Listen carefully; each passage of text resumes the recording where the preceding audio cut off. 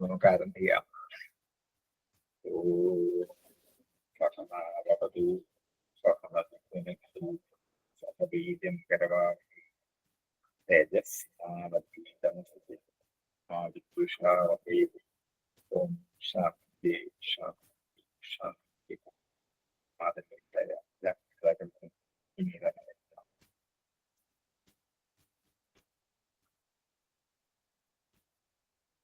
ഇന്നലെ പറഞ്ഞ പോലെ നവമുസ്കന്ധത്തിന്റെ ബാക്കി ഇവിടെ തീർത്തിട്ട് നമുക്ക് അടുത്തതിലേക്ക് കിടക്കാം. ഇന്നലെ ഞാൻ ക്ലാസ് നോക്കിയപ്പോൾ പറഞ്ഞായിരുന്നു. അതുകൊണ്ട് ഇന്ന് നവമുസ്കന്ധം 24-ാം അധ്യായം 41-ാമത്തെ ശ്ലോകം. 40 വരെയല്ലേ കഴിഞ്ഞ ദിവസത്തെ.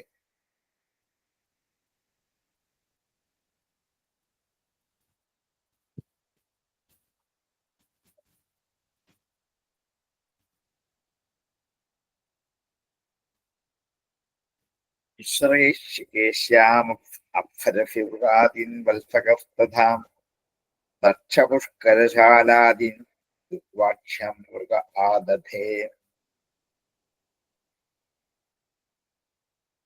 മിശ്രകേശി എന്നു പേരായ അപ്സര സ്ത്രീയിലെ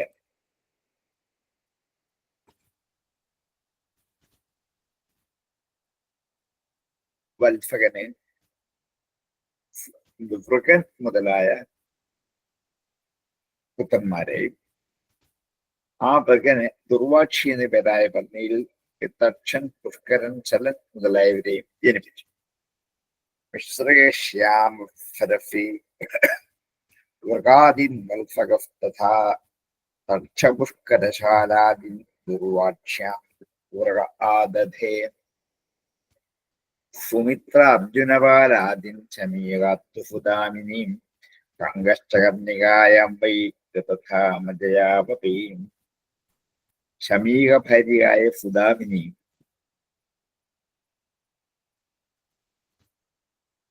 മിത്രൻ, അർജുനൻ, പാലൻ മുതലായവരെയും സുമിത്ര അർജുനപാലാദി ശമീകാത്തു സുദാമിനി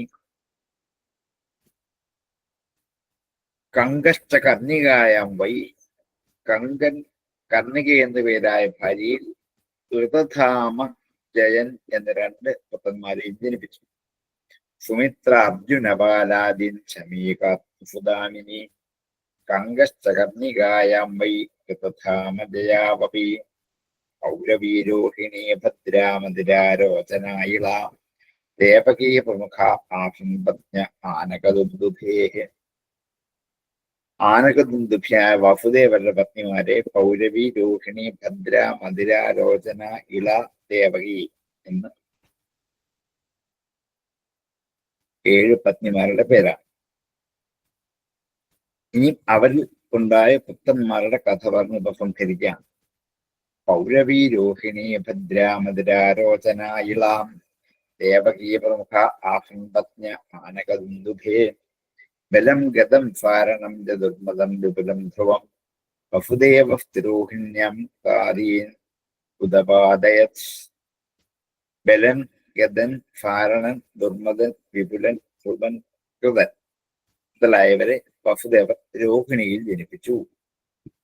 ബലം ഗതം സാരണം ദുർമദം വിപുലം ധ്രുവം വസുദേവ തിരോഹിണ്യം കൃതാദീനുദപാദയത്. സുഭദ്രോ ഭദ്രവാഹശ്ച ദുർമദ്രോ ഭദ്രേവതാം പൗരവ്യാസ്തനയാഹ്യത്തെ താദ്യാം ദ്വാദശാഭവൻ. സുഭദ്രൻ, ഭദ്രവാഹൻ, ദുർമദൻ, ഭദ്രൻ, ഭൂതൻ മുതലായ 12 പേരാണ് വസുദേവന് പൗരവി ജനിച്ച പുത്രന്മാർ. സുഭദ്രോ ഭദ്രവാഹശ്ച ദുർമദോ ഭദ്രേവതാം പൗരവ്യാസ്തനയോ ഹ്യത്തെ ഭൂതാദ്യാ ദ്വാദശാഭവൻ. നന്ദോപനന്ദഗതശൂരാദ്യ മധുരാത്മജാഃ കൗസല്യാകേശനം ത്വേകം ഭൂതകുലനന്ദനം. മധുരയുടെ പുത്രന്മാർ നന്ദൻ, ഉപനന്ദൻ, കൃതകൻ, ശൂരൻ മുതലായവർ വസുദേവന് മധുരയിൽ ജനിച്ച പുത്രന്മാർ. കൗസല്യ എന്ന പേരായ ഭർത്തൃ വസുദേവ പത്നി കുലത്തെ സന്തോഷിപ്പിക്കുന്ന ഒരു പുത്രനെ മാത്രം ജനിപ്പിച്ചു. അവന് കേശി എന്നാണ് പേര്.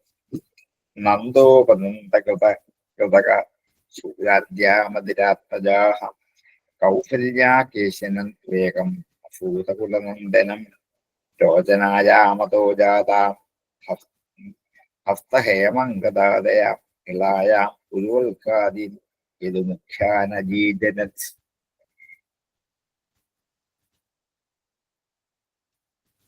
വസുദേവന് രോചന എന്ന പേരായ പത്നി ഹസ്തൻ, ഹേമാങ്കദൻ മുതലായവരെയും ഇളയിൽ ഉരുവൽക്കൻ, യദു മുതലായവരെയും ജനിപ്പിച്ചു. ആ കൂട്ടത്തിൽ യദുവാണ് പ്രധാൻ. രോചനായാമതോജാത ഹസ്തഹേമങ്കദാദയ ഇളായാം ഉരുവൽക്കാദീൻ യദു മുഖ്യാനജീജന വിപൃഷ്ടോ ധൃതദേവായാം ഏക ആനകദുന്ദുഭേ ശാന്തിദേവാത്മജാരാജൻ സമപ്രതിസുതാദയ. വസുദേവർക്ക് ധൃതദേവ എന്ന പേരായ ഭാര്യയിൽ ധൃതദേവായാം ഏക ആനകദുന്ദുഭേ ഒറ്റപ്പത്തനായുള്ളൂ വിപൃഷ്ടൻ എന്നാണ് പേര്. ശാന്തിദേവാത്മജാഹ രാജൻ. വസുദേവന്റെ ശാന്തിദേവ എന്ന ഭാര്യയിൽ ശ്രമൻ, പ്രതിശുദ്ധൻ മുതലായ പുത്രന്മാരും ഉണ്ടായി.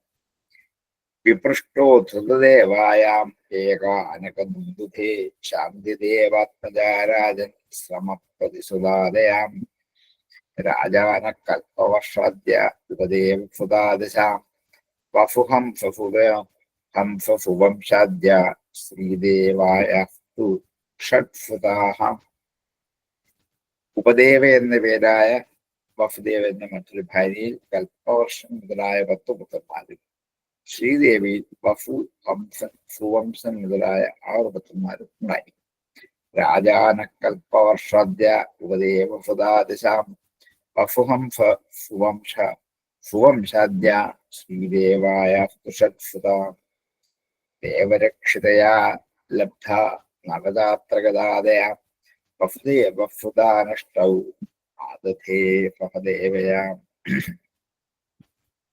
ദേവരക്ഷിത എന്ന പേരായ മറ്റൊരു ഭാര്യയിൽ ഗദൻ മുതലായ 9 പുത്രന്മാരും സഹദേവ എന്ന ഭാര്യയ്ക്ക് 8 പുത്രന്മാരും ഉണ്ടായി. ദേവരക്ഷിതയാ ലബ്ധാ നവദാത്രഗതാദയാം വസുദേവസുതാൻ അഷ്ടൗ ആദധേ സഹദേവയാം. ഗുരുവിശ്രുതമുഖ്യാം സ്തു സാക്ഷാദ്ധർമ്മോ വസൂനിവാം വസുദേവസ്തു ദേവക്യാം അഷ്ടപുത്രാൻ അജീജനത്.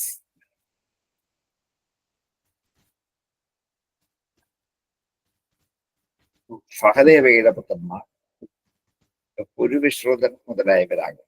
ഈ 8 പേരും സാക്ഷാത് ധർമ്മദേവന്റെ പുത്രന്മാരായ അഷ്ടവസുക്കൾ എന്ന പോലെ പുത്രന്മാരായിരുന്നു. വസുദേവൻ ദേവകിയിൽ 8 പുത്രന്മാരുണ്ടായി. പുരുവിശ്രുതമുഖ്യാം സ്തു സാക്ഷാത് ധർമ്മോ വസൂനിവാം വസുദേവസ്തു ദേവക്യാം അഷ്ടപുത്രാനജീജനത്. കൃത്യമന്തം സുഷേണം ഭദ്രസേനമുദാരതേ ഋജും സംവർദ്ധനം ഭദ്രം സംഘർഷണമഹീശ്വരം. അഷ്ടമസ്തു തയോരാഫി സ്വയമേവ ഹരിക്കിലാം സുഭദ്രാജ മഹാഭാഗ തവരാജൻ പിതാമഹീം.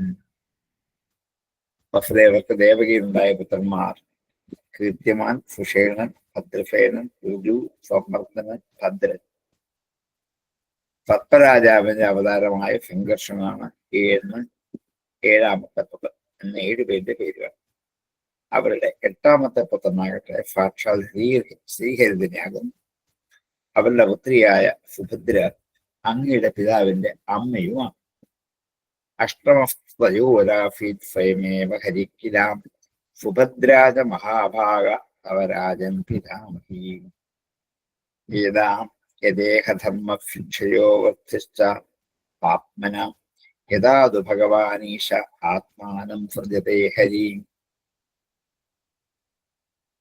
എപ്പോഴെപ്പോഴൊക്കെയാണോ യഥാ ധർമ്മശിക്ഷയ ധർമ്മത്തിന് ക്ഷയമുണ്ടാകുന്നത്, വർദ്ധിച്ച പാപ്മന പാപത്തിൽ വൃദ്ധിയുണ്ടാകുന്നത്, തഥാതു ഭഗവാൻ ഈശ അപ്പോൾ ഈശ്വരനായ ഭഗവാൻ ആത്മാനം സൃജതേ തന്നെ തന്നെ സൃഷ്ടിക്കുന്നു. തന്നെയാണ് ഗീതയിൽ യഥാഹി ധർമ്മശിക്ഷണാൽ ഭവതി ആപ്യുത്ഥാനോ ധർമ്മസ്യദാത്മാനം സൃജമ്യഹം പരിത്രാണായ സാധൂനാം. ആ ശ്ലോകം തന്നെയാണ്. യഥായ ദേഹധർമ്മക്ഷയോർത്തിശ്ച തഥാതു ഭഗവാനീശ ആത്മാനം ഭജതേ ഹരിം അഹ്യസ്യ ജന്മനോ ഹേതു കർമ്മണോ വാം ഹീപതേ ആത്മമായാം വിനേശസ്യ പരസ്യ ദ്രഷ്ടുരത്മന.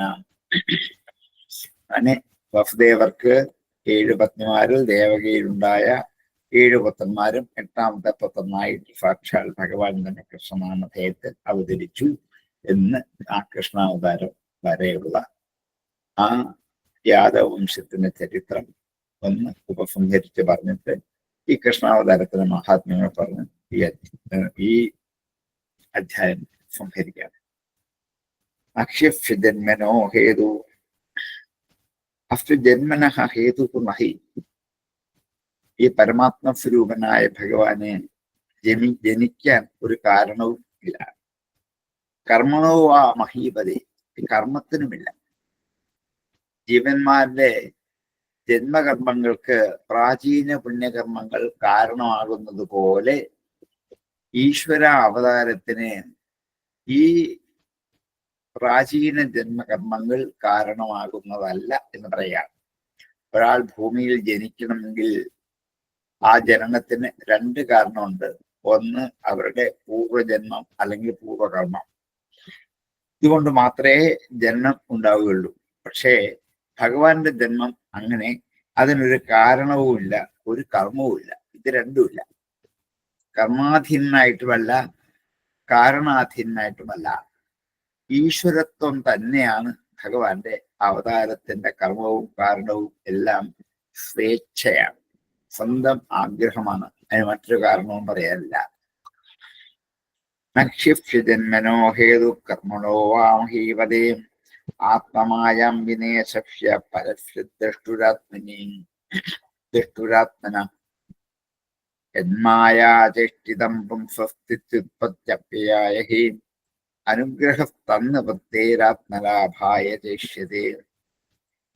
യന്മായാചേഷ്ടിതം, യാതൊരു മായാവ്യാപാരമാണോ പുംസപുരുഷന്റെ സ്ഥിതി ഉത്പത്തി അപ്യായ ഹി, സ്ഥിതിക്കും ഉൽപ്പത്തിക്കും അപ്യയത്തിൽ, രക്ഷയ്ക്കും സൃഷ്ടിക്കും നാശത്തിനും കാരണമായിരിക്കുന്നത് അനുഗ്രഹ തത് നിവൃത്തേഹി ആത്മലാഭായ ച ഇഷ്യത്തെ. ആത്മലാഭത്തിനായിക്കൊണ്ടുള്ള അനുഗ്രഹമായിട്ടാണ് ഇത് പര്യവസാനിക്കുന്നത്. അതുകൊണ്ട്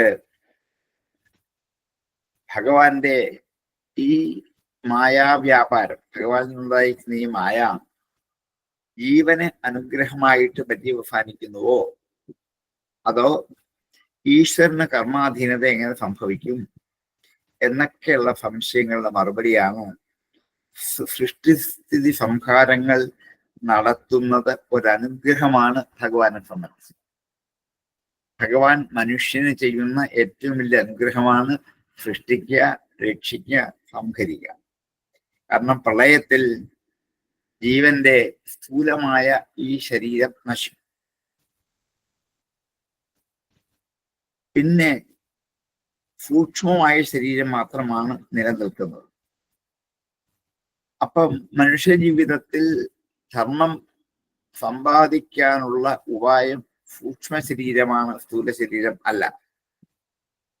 ആ ജീവാത്മാവിന്റെ കർമ്മഗതിക്കനുസരിച്ച് ഈ സമ്പാദിച്ച ധർമ്മത്തിന്റെ തോതനുസരിച്ച് ഇനിയും ജന്മപരമ്പരകൾ ഉണ്ടാകുന്നത് കൊണ്ട് ഈ ഒരു ജീവന്റെ സൃഷ്ടിയും ഒരു ജീവന്റെ നിലനിൽപ്പും ജീവന്റെ ഉപസംഹാരവും വാസ്തവത്തിൽ ഒരു മനുഷ്യ ജീവിതത്തിന് ഉണ്ടാക്കുന്നത് ഈശ്വരന്റെ അനുഗ്രഹം കൊണ്ട് തന്നെയാണ്. അതാണ് ആത്മലാഭം എന്ന് നമ്മൾ തിരിച്ചറിയണം. യന്മായാചേഷ്ടിതം പുംസസ്തിത്യുത്പത്യപ്യയായ ഹി അനുഗ്രഹസ്തന്നിവൃത്തേഹി ആത്മലാഭായ ചേഷ്യതേ. അക്ഷോഹിണീനാം പതിരസുരൈഃ നൃപലാഞ്ഛനൈ ഭുവ ആക്രമ്യമാനായ അഭാരായ ഗൃഹോദ്യമാം. അക്ഷോഹികളുടെ പതികളായ രാജാക്കന്മാർ, രാജാക്കന്മാർക്കെല്ലാം കണക്കറ്റ് അക്ഷൗഹിണികളുണ്ട്, സൈന്യങ്ങളുണ്ട്. അങ്ങനെയുള്ള അസുരേഹി നിർബലാഞ്ഛനേഹി, രാജാക്കന്മാരെന്ന് അഭിമാനിക്കുന്നവരായ അനേകം അസുരന്മാർ. ഞങ്ങളൊക്കെ നിർബലാഞ്ഛനന്മാരാണ്, രാജാക്കന്മാരെന്ന വേഷം കെട്ടി ഇരിക്കുന്നവർ മാത്രമാണ്. അങ്ങനെയുള്ള അവരെ ഭുവ ആക്രമ്യമാനായ, ഭൂമിയെ ആക്രമിച്ചപ്പോൾ അഭാരായ കൃതോദ്യമ, ആ ഭൂമിയുടെ ഭാരത്തെ നശിപ്പിക്കാൻ വേണ്ടിയാണ് ഭഗവാന്റെ അവതാരത്തിന്റെ ലക്ഷ്യം. നമ്മൾക്ക് സൃഷ്ടിസ്ഥിതി സംഹാരങ്ങളിലൂടെ അനുഗ്രഹം നൽകുക മാത്രമല്ല അവതാരത്തിന്റെ ലക്ഷ്യം. പിന്നെന്താണ്? അക്ഷൗഹിണികൾ കൊണ്ട് നിറഞ്ഞിരിക്കുന്ന ആസുരപ്രകൃതികളായ രാജാക്കന്മാരത് വേഷം കെട്ടി നടക്കുന്നവരെ കൊണ്ട് ഭൂമിക്ക് ഭാരം കൂടുമ്പോൾ ആ ഭാരം കുറയ്ക്കാൻ വേണ്ടിയാണ് അവതാരം. അക്ഷൗഹിണീനം പതിഭി അസുരേ പ്രബലാഞ്ഛനയും ഭുവ ആക്രമ്യമാനായ അഭാരായ കൃതോദ്യമാം കർമ്മണ്യപരിമേയാനി മനസാപി സുരേശ്വരി സഹസംഘർഷണശ്ചക്രേ ഭഗവൻ മധുസൂദനാം. അപരിമേയാനി കർമാണി, അളക്കാനാവാത്ത കർമ്മങ്ങൾ, മനസ്സുകൊണ്ടുപോലും അളക്കാനാവാത്ത കർമ്മങ്ങൾ, സുരേശ്വരേഹി, ദേവേശ്വരന്മാർക്ക് പോലും മനസ്സുകൊണ്ടുപോലും അളന്നു രക്ഷപ്പെടുത്താനാവാത്ത കർമ്മങ്ങൾ, സഹസംഘർഷണ, സംഘർഷണോടൊപ്പം ബലരാമനോടൊപ്പം ചക്രേ ഭഗവാൻ മധുസൂദനാണ്. എത്രയെത്ര കർമ്മങ്ങളാണ് ഭഗവാൻ ബലരാമനോടൊപ്പം ഇവിടെ ലീലയാടി പോയത്. അത് ദേവന്മാർക്ക് മനസ്സുകൊണ്ട് സങ്കല്പിക്കാനാവാത്ത, അവർക്ക് അത്ഭുതപ്പെട്ട് മൂളി നോക്കുകയാണ്. ഇങ്ങനെയുള്ള കർമ്മം ചെയ്യാനാണോ ഇങ്ങോട്ട് പറഞ്ഞയച്ചത്? ബാലലീലകൾ ഓരോന്ന് കാണുമ്പോൾ, പർവ്വതം പൊക്കി അമാനമായി ഉയർത്തിപ്പിടിക്കുമ്പോൾ, രാസലീലകൾ ചെയ്യുമ്പോൾ ഒക്കെ ദേവന്മാർ അത്ഭുതപ്പെടുകയാണ്. ഇങ്ങനൊന്നും ഇവിടെ വന്ന് ചെയ്യുമെന്ന് വരാനും സ്വപ്നത്തിൽ പോലും വിചാരിച്ചതല്ല. കർമ്മണ്യപരിമേയാനി മനസാപി സുരേശ്വരീം സഹസംഘർഷണശ്ചക്രേ ഭഗവാൻ മധുസൂദനം കലൗ ജനിഷ്യമാനാനം ദുഃഖശോകതമോനുദം അനുഗ്രഹായ ഭക്താനാം പുണ്യം വ്യതനോദ്യശാം. കലിയിൽ ജനിക്കാൻ പോകുന്ന ഭക്തന്മാരുടെ അനുഗ്രഹത്തിന് വേണ്ടി ദുഃഖശോകതമോനുദം, ദുഃഖത്തെയും ശോകത്തെയും അജ്ഞാനത്തെയും, തമസ് അജ്ഞാനമാണ് നശിപ്പിക്കുന്നതും പുണ്യത്തെ ജനിപ്പിക്കുന്നതുമായ യശസ്സിനെ വിസ്തരിച്ചു. അപ്പൊ മുമ്പത്തെ ശ്ലോകത്തിൽ പറഞ്ഞതുപോലെ ദുഷ്ടനിഗ്രഹം മാത്രമല്ല അവതാര പ്രയോജനം. പിന്നെന്താണ്? കലിയുഗത്തിൽ ജനിക്കാനിരിക്കുന്ന ഭക്തന്മാരെ അനുഗ്രഹിക്കാനും കൂടി വേണ്ടിയിട്ടാണ്. കലിയുഗത്തിലെ ദുഷ്ടന്മാരെ അനുഗ്രഹിക്കാൻ വേണ്ടി മാത്രമല്ല, പരിത്രാണായ സാധൂനാം. അങ്ങനെ സജ്ജനങ്ങൾക്ക് ഉണ്ടാകുന്ന ആധ്യാത്മിക ദുഃഖങ്ങളെയും അതിന് കാരണമായ അജ്ഞാനത്തെയും നശിപ്പിക്കാൻ സമർത്ഥമായ ഒരവതാരമാണ് ഈ കൃഷ്ണാവതാരം നിർവഹിക്കാൻ പോകുന്നത്. കലൗ ജനിഷ്യമാനാം ദുഃഖശോകതമോനുദം അനുഗ്രഹായ ഭക്താനാം പുണ്യം വ്യതനോദ്യശാം. കലൗ ജനിഷ്യമാനാനാം ദുഃഖശോകതമോനുദം അനുഗ്രഹായ ഭക്താനാം പുണ്യം വ്യതനോദ്യശാം. യസ്മിൻ സത്കർമ്മപീയൂഷായ യശസ്തീർത്ഥവരേ ഭഗത് സ്രോത്രാഞ്ജല്യുപസ്പൃശ്യ തുന്തേ കർമ്മവാസനം. യാതൊന്നിൽ സത്കർമ്മപീയൂഷേ, സത്തുക്കൾക്ക് ചെവിക്ക് അമൃതായിരിക്കുന്ന സത് കർമ്മ പീയൂഷേ, സജ്ജനങ്ങൾക്ക് ചെവിക്ക് പീയൂഷമായിരിക്കുന്ന യശസ് തീർത്ഥവരെ, യശസ്സാകുന്ന ശ്രേഷ്ഠമായ തീർത്ഥത്തിൽ ഫകൃത് ഒരിക്കൽ ശ്രോത്രാഞ്ജലി ഉപസ്പൃശ്യ, ശ്രോത്രമാകുന്ന അഞ്ജലി കൊണ്ട് ആചമനം ചെയ്തിട്ട് ധൃതേ കർമ്മവാസനം, കർമ്മവാസനയെ നശിപ്പിച്ചു കളയുന്നു. ശ്രീകൃഷ്ണ യശഫ് മോക്ഷം നൽകാനുള്ള ഒരു മാഹാത്മ്യം കൂടിയാണെന്ന് സ്പഷ്ടമാക്കുകയാണ്. പഞ്ചനങ്ങളുടെ ചെവിക്ക് അമൃതിന് സമമാണ് ഭഗവാന്റെ കീർത്തിയാകുന്ന തീർത്ഥം. ആ തീർത്ഥം ചെവി കൊണ്ട് പാനം ചെയ്യണം എന്നല്ല, ചെവി കൊണ്ട് പാനം ചെയ്യാൻ വേണ്ടി രണ്ട് കയ്യിലും എടുത്ത് ഒരു പ്രാവശ്യം ആചരണം ചെയ്യുന്ന പുരുഷൻ മോക്ഷത്തിന് പ്രതിബന്ധമായിരിക്കുന്ന കർമ്മവാസനകളൊക്കെ നശിപ്പിച്ച് അമൃതസമാനമായ ഭഗവാന്റെ യശസ്സാകുന്ന ശ്രവണത്തിൽ ബഹുജന്മാർജിതമായ കർമ്മങ്ങളൊക്കെ നശിപ്പിച്ച് മോക്ഷാർഹനായി ഭവിക്കുക തന്നെ ചെയ്യും. അത് ഭഗവത് കഥയിലെ ശ്രവണ കീർത്തനങ്ങളുടെ ഫലം ആണെന്ന് ഉദാഹരിച്ചു. യസ്മിൻ സത്കർമ്മവേയൂഷേ യശസ്തീർത്ഥവരേ ഭഗത് ശ്രോത്രാഞ്ജല്യുപസ്പൃശ്യ ചിന്തേ കർമ്മവാസനാം ഭോജവൃഷ്ണ്യന്ധകാം മധുശൂര ഫേനദശാർഹകൈ ശ്ലാഘനീയേ ഹി ദേശശ്വൽ ഗുരുസഞ്ജയപണ്ഡുഭീം സ്നിഗ്ധസ്മിതേക്ഷിതോദാരേ വാക്യൈർവിക്രമലീലയാം നിർലോകം രമയാമാസ മൂർത്യാ സർവം ഗരമ്യയാം. ശ്ലാഘനീയ ഈ ഭോജ വൃഷ്ണി അന്ധക മധു ശൂര ഫേന ദാശാർഹന്മാരാൽ ശ്ലാഘനീയമായ ഈഹിതത്തോട് വ്യാപാരത്തോടു കൂടിയവൻ, കീർത്തിക്കപ്പെടേണ്ട കർമ്മങ്ങൾ പ്രവൃത്തിയോട് കൂടിയവൻ, ശ്ലാഘനീയ ഈഹിത ശശ്വത് എല്ലായ്പ്പോഴും ഒരു സഞ്ജയ പാണ്ഡുഭി ഭോജന്മാർ, കൃഷ്ണന്മാർ, അന്ധകന്മാർ, മധുക്കൾ, ശൂരന്മാർ, ഫേനന്മാർ, ദശാർഹന്മാർ, ഗുരുക്കൾ, സഞ്ജയൻ, പാണ്ഡുക്കൾ ഇവരാൽ എപ്പോഴും കീർത്തിക്കപ്പെടേണ്ട കർമ്മങ്ങളോട് കൂടിയവരായ ഇവരാൽ സ്നിഗ്ധസ്മിത ഈക്ഷിതോദാരേഹി വാക്യേ സ്നിഗ്ധമായ സ്നേഹമായ പുഞ്ചിരി കൊണ്ട്, ഈക്ഷിതം നോട്ടം കൊണ്ട്, ഉദാരേ വാക്യേഹി ഉദാരമായ വാക്യം കൊണ്ട്, വിക്രമലീലയാ വിക്രമങ്ങളായ ലീലകളെ കൊണ്ട് നിർലോകം രമയാമാസ മനുഷ്യലോകത്തെ രമിപ്പിച്ചു. മൂർത്തിയാ സർവം രമ്യയാം എല്ലാ അംഗങ്ങളും രമ്യമായ ഭഗവാന്റെ ശരീരപ്രകാരം സർവാംഗസുന്ദരമായ ശരീരം കൊണ്ട് മനുഷ്യലോകത്തെ രമിപ്പിച്ചു ഭഗവാൻ. അനേക കീർത്തിക്കപ്പെടേണ്ട കർമ്മങ്ങൾ ചെയ്തിട്ടുണ്ട്. ആ കർമ്മങ്ങളെല്ലാം സ്നിഗ്ധവും സ്മിതവും ഈക്ഷിതവും ഉദാരവുമായ നോട്ടങ്ങളെ കൊണ്ട്,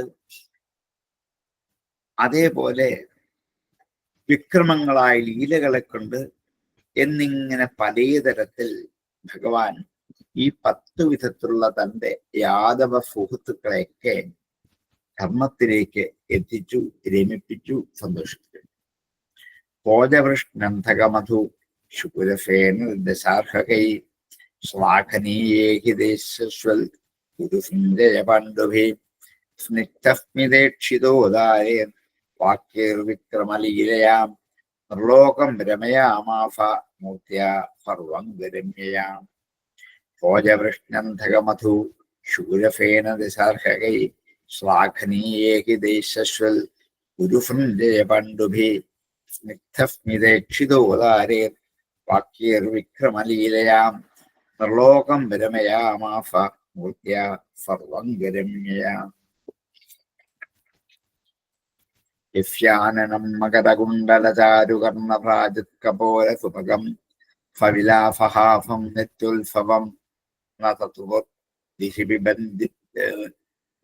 ഋഷിഭിബന്ധ്യോ നാര്യോ നരശ്ചമുദിതാ കുപിതാ നിമേശ്ചാം. യാതൊരു ഭഗവാന്റെ ആനന മുഖം എങ്ങനെയുള്ളതാണ്? മകരകുണ്ടലചാരുകർണഭ്രാജത് മത്സ്യം ആകൃതിയിലുള്ള കുണ്ടലങ്ങൾ, മനോഹരമായ ചെവികളിൽ കാതിൽ ശോഭിക്കുന്ന കപോല സുഭകം, കവിൾത്തളം കൊണ്ട് സുന്ദരം, ഫവിലാഫഹാസ്യം, വിലാസത്തോടുകൂടിയ പുത്തിരി, നിത്യോത്സവം തതുർബുദ്ധിശിഭി. ഈ നിത്യോത്സവം കണ്ടാൽ ദശിഭി എന്ന തതുർബുഹു, കണ്ണുകൾക്ക് തൃപ്തി ഉണ്ടാവില്ല. ദശിഭി കണ്ണുകളാൽ, തതുർബുഹു തൃപ്തി ഉണ്ടാവില്ല. എന്നാ തതുർബുഹു തൃപ്തി ഉണ്ടാവുന്നില്ല. പിബന്ധ്യോ അത് കുടിക്കുന്നവർക്കും തൃപ്തി ഉണ്ടാവില്ല. നാര്യോ നരാശ്ചമുദിതാഹ കുപിതാ നിമേശ്ച. നാരിമാരും നരന്മാരും സന്തുഷ്ടരായിട്ട് നിമിയുടെ നേരെ കോപിക്കുന്നവരായി തിരിഞ്ഞിരിക്കുന്നു. കാരണം ഇവിടെ നിമേഷത്തോടുകൂടി സഹിക്കാൻ ആവാത്തവരായതിനാൽ അവർക്ക് കണ്ണടഞ്ഞു പോകുന്നവർക്ക് പറ്റില്ല. കണ്ണ് തുറന്നിരുന്ന് കണ്ടുകൊണ്ടിരിക്കണം. കണ്ണിന് നിമേഷം ഉണ്ടാക്കാൻ കാരണഭൂതനായ നിമി രാജാവാണ് എന്ന് ഒരു സങ്കല്പമുണ്ട്. ആ നിമി രാജാവിന്റെ നേരെ കോപിക്കുന്നവരായിട്ട് അവർക്ക് തൃപ്തി ഉണ്ടായില്ല. കണ്ണിന് ഈ അടക്കൽ തുറക്കൽ ഉണ്ടാക്കുന്ന നിമി രാജാവിന്റെ കടാക്ഷം കൊണ്ടാണ് എന്ന് ഒരു പൂർവർത്ഥം ഉണ്ട്. അതുകൊണ്ട് അവർ നിമി രാജാവിന്റെ നേരെ കോപിച്ചവരായി തോന്നി. കാരണം ഈ കണ്ണിങ്ങനെ അടയരുത്, ഇടയ്ക്കിടയ്ക്ക് അടഞ്ഞു പോകരുത്. ഒരു നിമിഷം പോലും കണ്ണടയാതെ തുറന്നിരുന്ന് ഈ ഭഗവത് സ്വരൂപത്തെ കണ്ടുകൊണ്ടേയിരിക്കാൻ പറ്റണം എല്ലാവർക്കും. യസ്യാനനം മകരകുണ്ടലചാരുകർണഭ്രാജത് കപോല സുഭഗം സവിലാഫഹാസം നിത്യോത്സവം തതുർഭിബന്ധ്യോ ആര്യോ നരാശ്ചമുദിതാ കുപിതാമനിമേശ്ചാം. യസ്യാനനം മകരകുണ്ടലചാരുകർണഭ്രാജത് കപോല സുഭഗം സവിലാഫഹാസ്യം ഹാസം നിത്യോത്സവം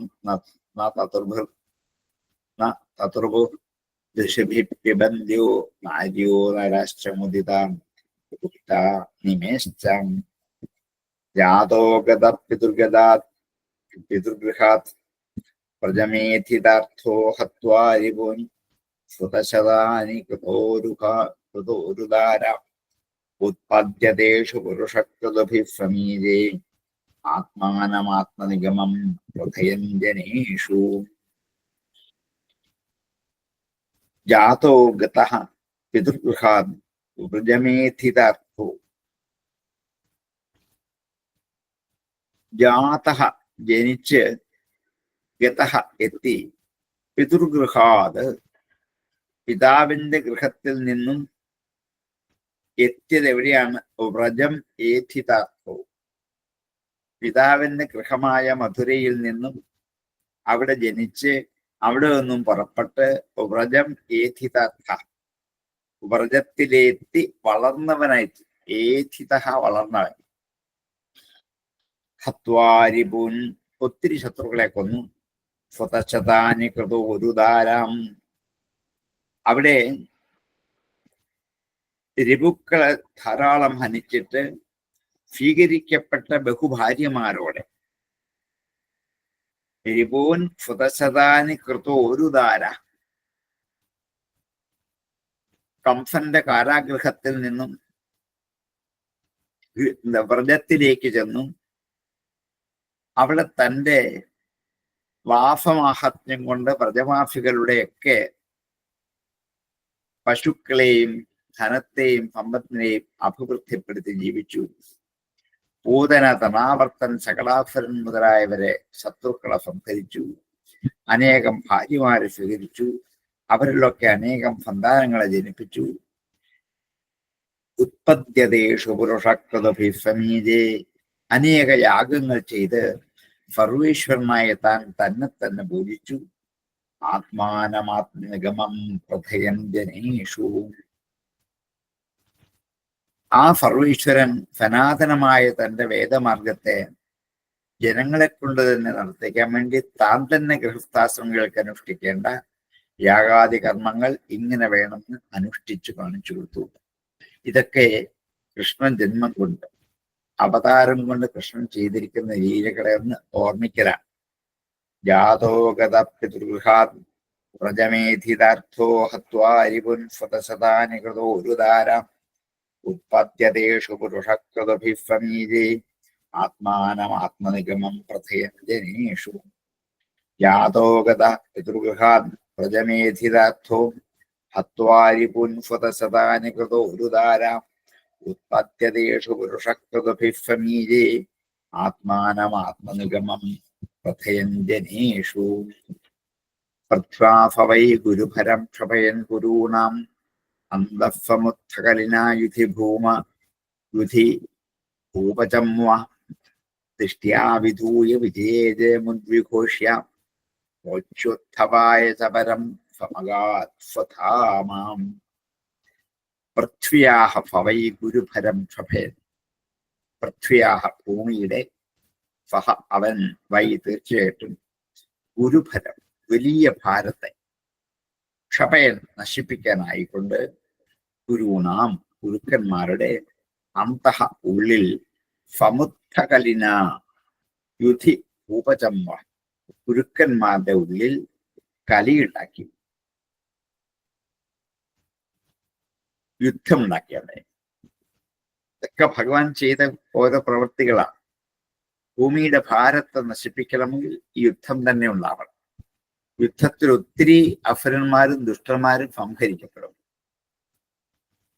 കുരൂണാം അന്തഃ സമുദ്ധകലിനായുധി ഭൂപചമ്വ രാജാക്കന്മാരുടെ ചമുക്കൾ സൈന്യങ്ങൾ ദൃഷ്ട്യാ ഭാഗ്യം കൊണ്ട് വിധൂയ നശിപ്പിച്ചിട്ട് വിജയെ ജയമുദ്വിഘോഷ്യ യുദ്ധത്തിന്റെ ജയം മുഴുവൻ അർജുനനിലേക്ക് ഉദ്ഘോഷിച്ചു. അർജുനൻ കാരണമാണ് മഹാഭാരത യുദ്ധത്തിൽ ജയം ഉണ്ടായതെന്ന് വരുത്തി തീർന്നു. വാസ്തവത്തിൽ കാരണക്കാരൻ ഭഗവാനാണ്. പക്ഷെ താനത് മുഴുവൻ അർജുനനെ ഏൽപ്പിച്ചു. ഓച്യ ഉദ്ധവായ ചപരം സമഗാത്സുധാമ ഉദ്ധവനെ തത്വോപദേശങ്ങൾ ഉപദേശിച്ചിട്ട് സുധാമ സമഗാത് സ്വന്തം ഇരിപ്പിടത്തിലേക്ക് തിരിച്ചുപോയി. 3 ശ്ലോകം കൊണ്ട് ഭാഗവത കഥ ചുരുക്കി വിസ്തരിച്ചു. എന്താണ് അതിന്റെ ഉദ്ദേശ്യം എന്ന് പറഞ്ഞു കഴിഞ്ഞു. ഗുരുപാണ്ഡവന്മാർക്ക് തമ്മിലുണ്ടായിരുന്ന ഒരു ചെറിയ ഉൾക്കലഹത്തെ കാരണമാക്കി നിർത്തിയിട്ട് ഭഗവാൻ അതുകൊണ്ട് അസുരാംശജാതന്മാരായ രാജാക്കന്മാരെ ഒക്കെ നശിപ്പിച്ചു. എന്നിട്ട് ആ രാജസൈന്യങ്ങളുടെ നോട്ടത്താൽ നശിപ്പിച്ച ഭഗവാന് യുദ്ധത്തിലുണ്ടായ ജയം അർജുനനിൽ ആരോപിച്ചു. അർജുനാണ് യുദ്ധത്തിൽ ജയിച്ചതെന്ന് വിളംബരപ്പെടുത്തി. ഉദ്ധവനായിട്ട് അധ്യാത്മത്തെ ഉപദേശിച്ചിട്ട് തന്റെ സച്ചിദാനന്ദ സ്വരൂപത്തോടുകൂടിയ സ്വന്തം സ്ഥാനത്തെ വൈകുണ്ഠത്തെ പ്രാപിക്കുകയും ചെയ്തു ഭഗവാൻ. പ്രത്യാഭവൈ ഗുരുഭരം ക്ഷമയൻ ഗുരൂണാം അന്തഃസമുദ്ധകലിനായുധി ഭൂപചമ്വ ദൃഷ്ട്യാ വിധൂയ വിജയേ ജയമുദ്വിഘോഷ്യ പ്രോച്യോത്ഥവായ ചപരം സമഗാത് സ്വധാമാം പൃഥ്വ്യാഭവൈ ഗുരുഭരം ക്ഷപയൻ ഗുരൂണാം അന്തഃസമുദ്ധകലിനായുധി ഭൂപചമ്വ ദൃഷ്ട്യാ വിധൂയ വിജയേ ജയമുദ്വിഘോഷ്യ പ്രോച്യോത്ഥവായ ചപരം സമഗാത് സ്വധാമാം എന്നിങ്ങനെ നാമസ്കന്ധത്തിൽ ഭഗവാന്റെ ജന്മം വരെയുള്ള ചരിത്രം മുഴുവൻ പറഞ്ഞിട്ട് ആ ജന്മം കൊണ്ട് ഭഗവാൻ എന്തിനായിരുന്നു അവതാരം, ഉദ്ദേശം എന്താണ്, ലക്ഷ്യം എന്താണ്, എങ്ങനെ അവതരിച്ചു, അവതാരം കൊണ്ട് നേടിയ കാര്യങ്ങൾ എന്തൊക്കെയാണെന്ന് ആ ജന്മം കൊണ്ട് ഭഗവാൻ നിർവഹിച്ച ലീലാവിശേഷങ്ങളെ സൂചിപ്പിച്ച് നവമസ്കന്ധോടെ ഉപസംഹരിച്ചു. അങ്ങനെ ഭാഗവതം മാഹാത്മ്യം മുതല് 10-15 വർഷത്തോളമായി എന്ന് എനിക്ക് തോന്നി. 15 അല്ല സാറേ, 20 വർഷത്തെ നാഗമ്പലത്തെ ആ എന്താണ് ശങ്കരപുരം ക്ഷേത്രത്തിന് മുമ്പിലിരുന്ന് തുടങ്ങി വെച്ച ഒരു ഭവര്യ ഇന്ന് ഇവിടെയാണ് പൂർണ്ണമാക്കാൻ ഭഗവാൻ അനുവദിച്ചത്. അത് നവമസ്കന്ധം വരെയുള്ളത് മുഴുവൻ. എത്ര കാലമെടുത്തു നമ്മൾ ഇത്തിരിയാക്കാൻ. എത്രയെത്ര ഭഞ്ജനങ്ങൾ ഉണ്ടായിരുന്നു, എത്ര പേര് ഇതിൻ്റെ നമ്മെ വിട്ടുപിരിഞ്ഞു പോയി. എങ്കിലും നമ്മൾ ഒരു ഒരു ഘട്ടത്തിൽ എത്തി അത് പരിസരമായിട്ടില്ല. ദശമസ്കന്ധം മുതൽ ഇതിന് സമാനമായി നമ്മൾ മടത്തൽ ആരംഭിച്ചു. അതും ഏതാണ്ട് തീരാതായി. അപ്പൊ വാസ്തവത്തിൽ ഭാഗവതത്തിലെ 2 തരത്തിലുള്ള പ്രയാണത്തിന്റെ ഒരു പരിസമാപ്തിയിലേക്ക് നമ്മൾ എത്തി നിൽക്കുകയാണ്. ഇനി അതിന്റെ 3ാമത്തെ ഘട്ടം 2 സ്കന്ധം മാത്രമേ ഉള്ളൂ. നമ്മൾ അതിലേക്ക് കടക്കുന്നതിനുള്ളൊരു മാർഗരേഖകളാണ്. കൊണ്ട് അന്ന് മുതൽ മുടങ്ങാതെ ഇന്ന് വരെ ഉണ്ടായിരുന്ന എത്രയോ ഭഞ്ജനങ്ങൾ എൻ്റെ മുമ്പിലുണ്ട്. ഇതൊരു മഹാഭാഗ്യമാണ്. ഈ ഇടയ്ക്ക് വിട്ടുപൊറിഞ്ഞവർക്കും ഭാഗ്യമാണ്. കാരണം അവർക്കിത് കേട്ടുകൊണ്ട് ഇത്രയും അറിഞ്ഞുകൊണ്ട് പോകാൻ സാധിച്ചു എന്നൊരു ഭാഗ്യമാണ്. പക്ഷെ നമ്മളെ സംബന്ധിച്ച് നമുക്ക് അന്ന് മുതൽ തുടങ്ങിയ ഫബര്യ മാഹാത്മ്യം മുതൽ നവമസ്കന്ധം വരെയുള്ള കഥകൾ മുഴുവനും ഒരു അയവിറക്കാനും ചിന്തിക്കാനും വായിക്കാനും പഠിക്കാനും ഒക്കെ ഒരു അവസരം കിട്ടിയത് ഭഗവത്കാരുണ്യം കൊണ്ട് മാത്രമാണ് എന്ന് വീണ്ടും പ്രകീർത്തിച്ചുകൊണ്ട് അത് ഉപസംഹരിച്ച് അടുത്ത വിഷയത്തിലേക്ക് കടക്കും.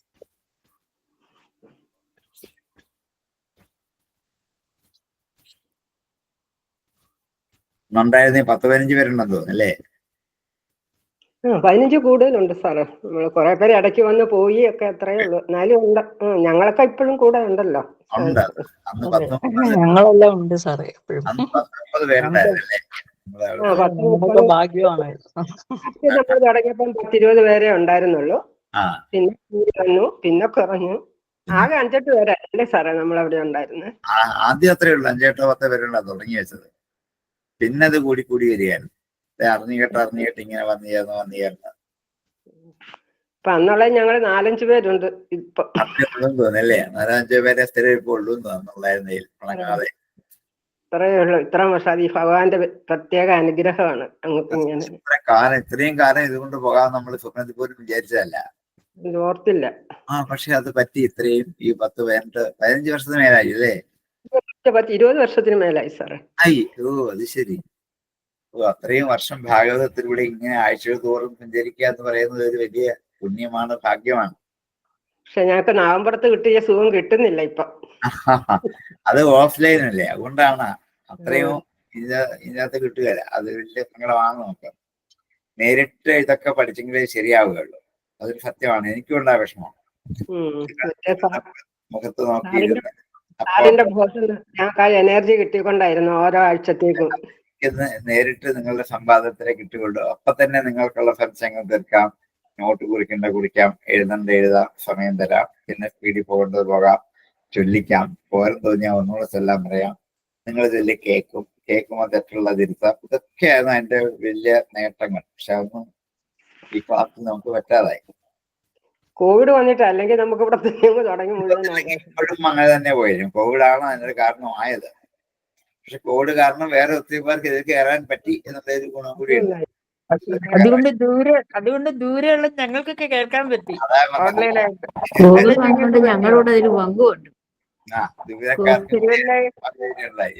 തിരുവല്ലയിലുള്ള എനിക്ക് കോട്ടയത്ത് വന്ന് ക്ലാസ് എത്തിയത് ഇപ്പൊ നമുക്ക് പറ്റില്ല. അപ്പൊ അതിന്റെ ഒരു ഇന്റർനെറ്റിന്റെ ഒരു ഗുണം ഇപ്പൊ അതായിട്ടാ കാണുന്നത്. അതൊരു മേന്മയാണ് അതിന്റെ. ക്ലാസ്സിന്റെ സുഖം എന്ന് പറയുന്നത് ഒരു പൂർണ്ണതയാവില്ല. എങ്കിലും അതില്ല. എന്നാ നിങ്ങൾ ഒരു ചെറിയൊരു അംശമെങ്കിലും കിട്ടുന്നുണ്ടല്ലോ. തീർച്ചയായിട്ടും കേൾക്കാൻ പറ്റും. സാർ, ഈ ഗംഗാതീർത്ഥത്തില് ഒരു തുള്ളിയെങ്കിലും ഞങ്ങൾക്ക് കിട്ടിയിട്ടുണ്ടെങ്കിൽ അത് ഞങ്ങളുടെ മഹാപുണ്യമായിട്ടാണ് ഞങ്ങൾ കരുതുന്നത്.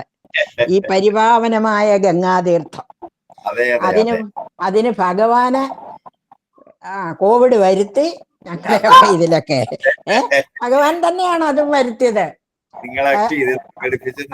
കുറെ ഭൂമിഭാരം കുറെ ഇങ്ങനെ കുറഞ്ഞോട്ടെ എന്ന് വിചാരിച്ച് അതും ചെയ്തു. അങ്ങനെയും കുറെ ഭൂമിഭാരം കുറച്ചു. എന്നിട്ട് കുറച്ചു പേർക്കെങ്കിലും ഈ അല്പ തീർത്ഥജലം ഇങ്ങനെ ഇറ്റിച്ചു തന്നു. അത് ഞങ്ങൾക്ക് മഹാഭാഗ്യം തന്നെ. എത്രയോ ദൂരെയുള്ള ആൾക്കാർക്കൊക്കെ ഇത് കിട്ടാൻ പറ്റിയ ഭാഗ്യമാണ്. പിന്നെ ഈ ഭാഗവതം കേട്ടുകൊണ്ടിരിക്കുന്നത് കൊണ്ട് ഈ ആയുസ് ഇങ്ങനെ കൂടി വരികയാണ്. കാരണം ഇത് മുഴുവൻ കേൾപ്പിച്ചേ പോകുന്ന നമ്മൾക്ക് വ്യവസ്ഥയാണ്. അത് വലിയ മഹാഭാഗ്യമാണ്. അതെ, അല്ലെങ്കിൽ നമ്മൾ മതി എന്ന് വിചാരിച്ച് ശ്യാമള ടീച്ചറിനെയും നമ്മുടെ സ്വാമിയെ ഒക്കെ ഈ സമയത്ത് ഓർക്കുക. ശരിക്കും സേവിച്ചു പോയവരെ. സ്വാമിയുടെ ആ സംസാരം എപ്പോഴും അങ്ങനെ ചെവി മുഴങ്ങുക. സന്തോഷം. പറ്റുമോ? സുഖബ്രഹ്മത്തെ പോലെ സാറിനെയും ഇതിന് നിയോഗിച്ചല്ലോ ഭഗവാൻ, ഞങ്ങളെ ഉദ്ധരിക്കാൻ. അതെന്റെ ഒരു ഭാഗ്യം. അതെ, സാറിനും അതിന് ഒരു അവസരം കിട്ടിയല്ലോ, അതൊരു മഹാഭാഗ്യമല്ലേ. അല്ലെങ്കിൽ ഞാൻ എന്ത് ചെയ്യുമായിരുന്നു, വെറുതെ റിട്ടയർഡായിട്ട് ആർക്കിതൊക്കും ഇത്രയും കൊണ്ടെത്തി ആർക്കൊക്കും സാറേ ഭാഗവതം മുഴുവൻ പഠിപ്പിക്കാന്? ഒരു പ്രാവശ്യം ആലോചിച്ച് നോക്കിക്കേ, വർഷങ്ങളായി ഇതാ. എത്ര പുണ്യമാണ് അതൊക്കെ. അതാ ഞാൻ അച്ഛനമ്മമാരെ കൂടെ അങ്ങ് ഓർക്കുക, അവരുടെ ഒക്കെ ഇത്രയും പുണ്യ അനുഗ്രഹം കൊണ്ടാണല്ലോ, ആ കുടുംബത്തിന്റെ തന്നെ അനുഗ്രഹം കൊണ്ടാ സാറേ സാറിന് ഇത്രയും സാധിച്ചത്. അയ്യോ, എനിക്കത് എത്ര വാഴ്ത്തിയാലും ഒക്കത്തില്ല. ഒരു സന്തോഷം. ഞാൻ ഈ സമയത്ത് അവരെ ഒക്കെ അങ്ങ് ഓർക്കുക. ഇനി ഒരു പുണ്യ ജന്മത്തിന് അവര് അവസരം കൊടുത്തു. അതിലൂടെ എത്രയോ പേര് ഒരു പ്രാവശ്യമെങ്കിലും കൃഷ്ണനാമം ഉച്ചരിക്കാനും ആ കഥകൾ കേൾക്കാനും, അതൊക്കെ സന്തോഷം, അഗാധമായ സന്തോഷമാണ്, അഗാധമായ ആനന്ദമാണ്.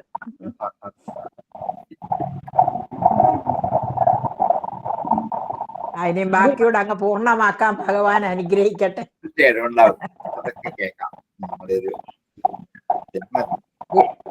ഏകാദശം കൂടെ കേട്ടാല് ഏകാദശം കൂടെ കഴിഞ്ഞെങ്കിൽ സമാധാനം. ഇപ്പോൾ ഭാഗവതം ഒരു പരിവൃത്തിയാകും.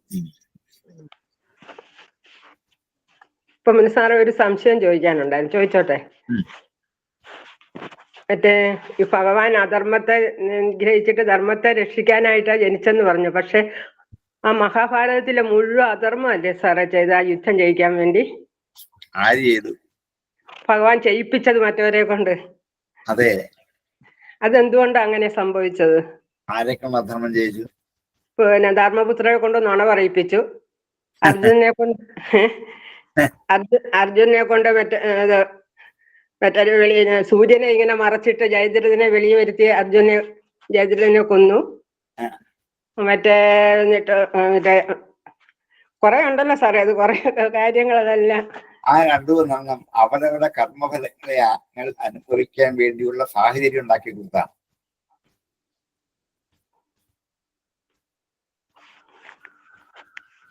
അവരവർ ചെയ്യുന്ന ആ കർമ്മത്തിന്റെ സൽക്കർമ്മമായാലും ദുഷ്കർമ്മമായാലും രണ്ടിന്റെ ഫലം അനുഭവിച്ചിട്ടു. ധർമ്മപുത്രൻ എന്ന് പറയുന്ന കഥാപാത്രം ധർമ്മത്തിന്റെ അവതാരമായിട്ട് പോലും ജീവിതം മുഴുവൻ ദുഃഖിച്ച ആളാണ്.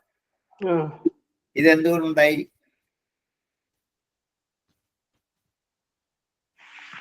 ഒരു ദിവസം പോലും സുഖമായി സ്വന്തം കൊട്ടാരത്തിൽ കിടന്ന് ഉറങ്ങാൻ യുധിഷ്ഠിരന് സാധിച്ചിട്ടില്ല.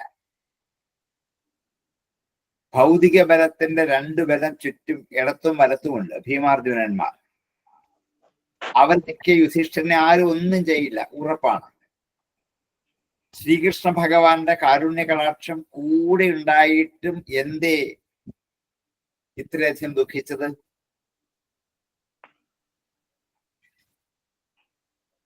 ഇതിന്റെ ആവശ്യമില്ല അദ്ദേഹത്തിന്. എന്തുകൊണ്ടാ സാറേ അങ്ങനെ സംഭവിച്ചത്? പറഞ്ഞ അവരവരുടെ ഉള്ളിൽ ഉണ്ടായിരുന്ന എല്ലാത്തരം പൂർവജന്മാർജിതമായ കർമ്മങ്ങളുടെ ഫലവും അനുഭവിച്ചു പറ്റൂ. സത്വമുണ്ട്, അസത്വമുണ്ട്. ഇത് രണ്ടുപേർക്കും അനുഭവിപ്പിക്കാനുള്ള അവസരം ഉണ്ടാക്കി കൊടുത്താണ്.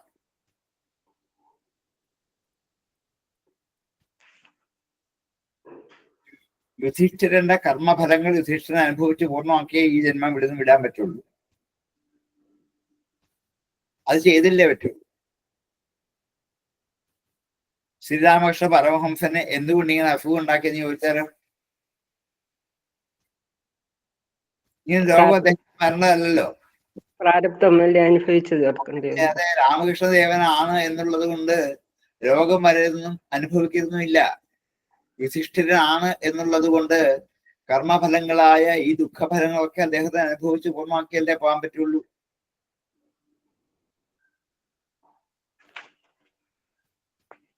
അതിന് ഭഗവാൻ നിമിത്തമായി എന്ന് മാത്രം.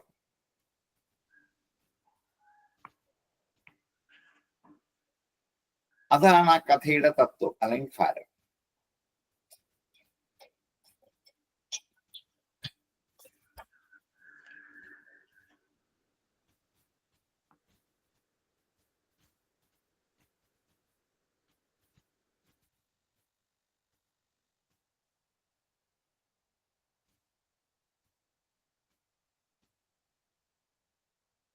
അവനവൻ ചെയ്യുന്ന പുണ്യപാപങ്ങൾക്ക് ഞാൻ ഉത്തരവാദിയല്ല എന്ന് പലയിടത്തും പറഞ്ഞിട്ടുണ്ട് ഭഗവാന്. ആരുടെയും പുണ്യം ആകാൻ പറ്റില്ല, അത് അവരുടെ തന്നെ അനുഭവിച്ച് പൂർണ്ണമാക്കിയ. അതെ അതെ, ഞാൻ ആരുടെയും പുണ്യം എടുക്കുന്നുമില്ല, പാപം കൊടുക്കുന്നുമില്ല, നല്ലത് എടുക്കുന്നില്ല.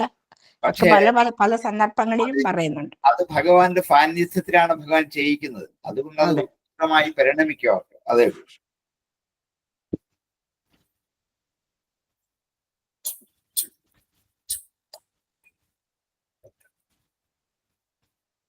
കാരണം ഭൗതിക ദൃഷ്ടിയിൽ കൂടി നമുക്ക് ധാരാളം വിമർശനങ്ങൾ പറയാം.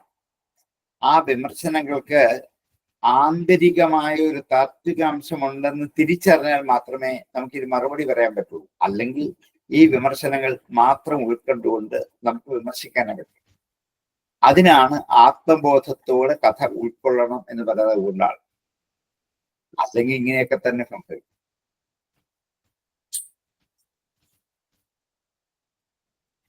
മഹാഭാരതത്തിനും ഭാഗവതത്തിനുമൊക്കെ ഒരുപാട് വിമർശനങ്ങൾ വന്നിട്ട് അവരവരുടെ ഇഷ്ടം പോലെ അതങ്ങോട്ട് പിന്നീട് ചിത്രീകരിച്ചു, അഴിച്ചു പണിതു. അതുമാത്രമാണ് സത്യത്തിൽ ഈ അനുവാചകർക്ക് കിട്ടുന്നത്. ഭാഗവതം പഠിക്കാതെ ഭാരതം പഠിക്കാതെ ഇപ്പൊ ഇവരൊക്കെ മാരാരപ്പ കുട്ടിക്കൃഷ്ണമാരാരപ്പരൊക്കെ ഉള്ളവർ എഴുതി വെച്ചിരിക്കുന്ന ഒരുപാട് വിമർശനങ്ങളുണ്ട്. ഇഷ്ടംപോലെ ഉണ്ട്. അതൊക്കെ കണ്ടിട്ട് ഭഗവാൻ എത്ര MD പോലുള്ളവരാണെങ്കിൽ സത്കഥാപാത്രങ്ങളെ ദുഷ്കഥാപാത്രങ്ങളാക്കും ഇല്ലേ? എന്തെല്ലാമാ ചെയ്തിട്ടുള്ളത്. ഇങ്ങനെ നോക്കുമ്പോഴ് മനുഷ്യൻ മാനുഷിക ഭാവത്തിലൂടെ ഇതിനെ ഓരോരുത്തരെ വിലയിരുത്താൻ തുടങ്ങിയതാ ഇതിന്റെ നഷ്ടത്തിന് കാരണം. ഈശ്വരന്റെ മഹാത്മ്യം അറിഞ്ഞില്ല, ഈശ്വരനാണെന്നുള്ള ബോധമില്ലാതെ ഒരു മനുഷ്യൻ ആയിട്ട് കണ്ടുകൊണ്ട് വിമർശിച്ചതാണ് ഇതിനെല്ലാം കാരണം. ഇപ്പൊ ശ്രീകൃഷ്ണനെ കുറിച്ച് തന്നെ എന്തുമാത്രം അപവാദങ്ങൾ പറയാനുണ്ട്, ഇഷ്ടം പോലെ പറയാം.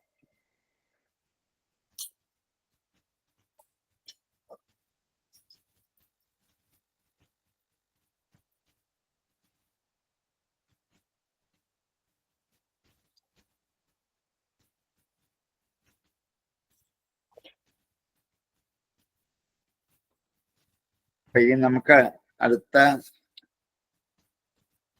ദശമത്തിലെ 87-ാം അധ്യായം നമുക്ക് അടുത്ത ദിവസം ആരംഭിക്കാം. നമ്മളെ സമയം ഉണ്ടായില്ലേ? പിന്നെ സ്വാമിയാർ മഠത്തിൽ വരെ പോകണം. അക്ഷരശ്ലോകം അവരുടെ ശ്ലോകം ഒന്ന് നോക്കി കേട്ട് എടുക്കണം. അവിടെ വരെ പോകണം.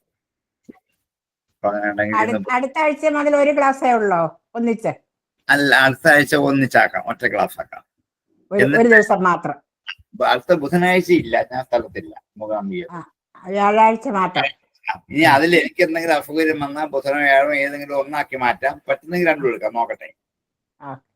അങ്ങനെ ചെയ്യാം. ഒന്നൊന്ന് വെക്കാം, വെയിറ്റ് വന്നാൽ രണ്ടെടുക്കാം. എനിക്ക് 2 ദിവസം ഞാൻ ഫ്രീ ആണെങ്കിൽ 2 ദിവസം നമുക്ക് എടുക്കാം. ഇനി അല്ല എന്തെങ്കിലും തിരക്കിലാകപ്പെടുകയാണെങ്കിൽ ഒരു ദിവസം എന്തായാലും നമുക്ക് അങ്ങനെ അങ്ങോട്ട് അതുപോലെ മതിയല്ലോ. അങ്ങനെ സാറിന്റെ സൗകര്യം പോലെ അങ്ങ് ചെയ്താൽ മതി. ഇത്രേ ഉള്ളല്ലോ, സമുദ്രം താണ്ടി ഇത്രഞ്ഞെട്ടിയല്ലോ ഇനി. അതുകൊണ്ട് നമ്മൾ അരികിലെത്താറായി. സാറേ, ഏകാദശം നമുക്ക് ഈ നവമം പോലെ ഈസി ആയിട്ട് പോകാൻ പറ്റുകയില്ല. ഏകാദശം അത്രയും പറ്റില്ല. 3-4 ശ്ലോകമൊക്കെ ചിലപ്പോൾ സമയം ഒത്തിരി. നവമൊക്കെ നമ്മള് അത് വായിച്ചിട്ട് ചുമ്മാ കഥ പറഞ്ഞു നവമോ ദശമം, ആൾക്കാരുടെ പേരും പറഞ്ഞു. ദശമം പിന്നെ നമുക്ക് കൃഷ്ണകഥകൾ എല്ലാവർക്കും കൃഷ്ണകഥകൾ നമുക്കെല്ലാം ഉപരിചിതമാണ്. പക്ഷെ ഏകാദശം എന്ന് പറയുന്നത് ഏതാന്നല്ലേ, നമ്മള് ശ്രുതിഗീത പഠിച്ച പോലെയാണ്. അത് നമുക്ക് 2 ക്ലാസ് നോക്കാതെ ഞാൻ അടുപ്പിച്ച പക്ഷെ 2 ക്ലാസ് കേട്ട് കഴിഞ്ഞാൽ നിങ്ങൾ ചിലപ്പോൾ വേദാന്തം മാത്രമേ മണിക്കോ നോക്കട്ടെ. പക്ഷെ ശ്രുതിജീവിയോളം കടുപ്പമില്ല സാറേ, അതിലൂടെ കുറച്ചുകൂടെ രസമാണ് കേൾക്കാനായിട്ട്. അതെ അതെ അതെ അതെ. നമ്മുടെ സപ്തമത്തിലെ നാരദനും യുധിഷ്ഠിരനും കൂടെ നടക്കുന്ന ഒരു സംവാദം കുറച്ചില്ലേ സപ്തമത്തിലെ ഒടുവിൽ 10-11 മുതൽ അധ്യായങ്ങൾ, അതിനോട് സാമ്യമാണ് ഏകാദശത്തിന് എപ്പോഴും തോന്നുന്നത്. അതെ അത് അടുക്കിന് പോയാൽ ഒരു കുഴപ്പമില്ല. 3-4 വിഷയങ്ങൾ മാത്രമേ അതിനകത്ത് ശരിക്കും പറയുന്നുള്ളൂ. ആ 3-4 വിഷയങ്ങൾ എന്താണെന്ന് ശരിക്കും ബോധ്യപ്പെട്ട് പറഞ്ഞു വയ്ക്കുന്നത് വലിയ പാടില്ലാത്തതാണത്. അത് ചിലത് നമ്മൾ നേരത്തെ പരിചയപ്പെട്ടിട്ടുണ്ട്, നമ്മൾ പരിചയപ്പെടാത്ത വിഷയങ്ങളും ഉണ്ട്. അത്ര എണ്ണത്ത് വരുന്നുണ്ട്. അത് നമുക്ക് ഇടയ്ക്ക് നോക്കുമ്പോൾ വലിയ പാട് വരില്ല.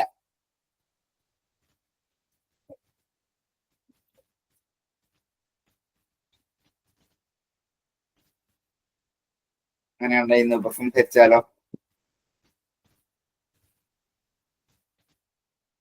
അടുത്ത വ്യാഴാഴ്ച ഇനി എടുക്കാം. ബുധനാഴ്ച ഇല്ല, വ്യാഴാഴ്ച. ഓം പൂർണ്ണമദ പൂർണ്ണമിദം പൂർണ്ണാത് പൂർണ്ണമുദച്യതേ പൂർണ്ണസ്യ പൂർണ്ണമാദായ പൂർണ്ണമേവാവശിഷ്യതേ. ഓം ശാന്തി ശാന്തി ശാന്തി.